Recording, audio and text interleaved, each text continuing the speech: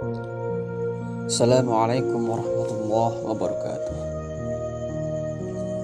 Mari kita mensyukuri nikmat Allah yang banyak ini. Bersalawat dan salam kepada junjungan alam Nabi besar Muhammad sallallahu alaihi wasallam.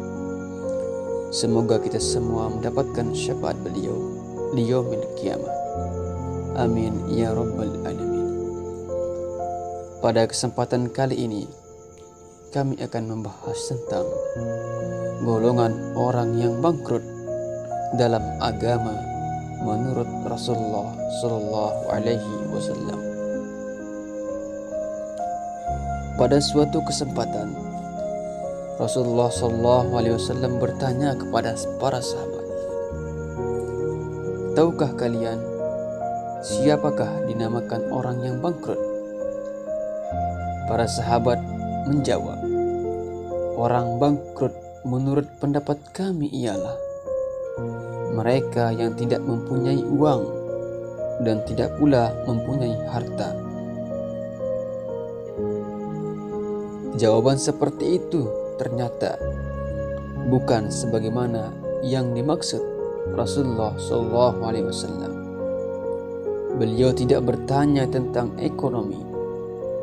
Beliau ingin mengajak para sahabat mengetahui bahwa kebangkrutan bisa terjadi tidak hanya dalam bidang ekonomi, tetapi juga dalam bidang agama. Jadi, di dalam agama juga ada perhitungan matematis terkait pahala dan dosa, seperti penambahan dan pengurangan di antara sesama manusia. Hal ini terjadi saat semua manusia berada di padang mahsyar untuk menjalani hisab yang akan menentukan apakah seseorang akan masuk surga atau neraka. Apakah seseorang akan menjadi hamba yang beruntung ataukah sebaliknya menjadi hamba yang merugi. Nabi SAW menjelaskan dalam sabdanya, "Sesungguhnya orang bangkrut dari umatku ialah mereka yang datang pada hari kiamat dengan membawa amal kebaikan dari solat, puasa, dan zakat. Namun mereka tidak mendapati pahala-pahala tersebut. Apa sebabnya? Karena mereka pernah mencaci maki orang lain, menuduh orang lain, memakan harta orang lain, menumpahkan darah orang lain, dan memukul orang lain. Maka kepada orang yang mereka salahi itu diberikan pahala amal baik mereka, dan kepada orang yang lain lagi diberikan pula amal baik mereka, sampai amal baik mereka yang pernah dikerjakan habis. Apabila amal baik mereka telah habis sebelum hutangnya lunas, maka diambillah kesalahan-kesalahan atau dosa-dosa orang yang disalahi itu dan diberikan kepada mereka. Sesudah itu mereka akan dilemparkan ke dalam neraka. Na'udzubillah min zalik. Jadi, setiap orang dari umat Rasulullah SAW mendapat pahala dari ibadah-ibadah yang mereka lakukan semasa hidupnya, seperti sholat, puasa, zakat.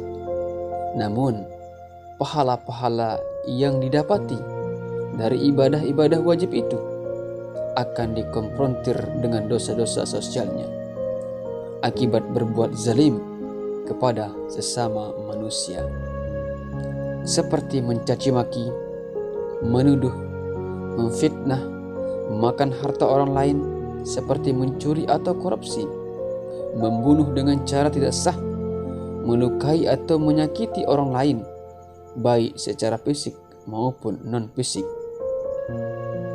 Maka oleh karena itu, siapapun hendaknya bersikap hati-hati kepada orang lain dengan menjaga lisan, tangan, dan anggota badan lainnya agar terhindar dari dosa-dosa sosial akibat berbuat kezaliman kepada sesama manusia.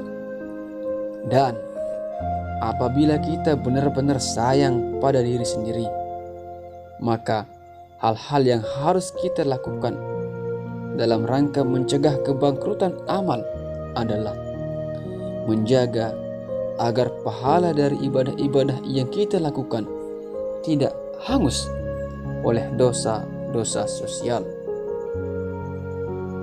akibat kezaliman kita kepada orang lain.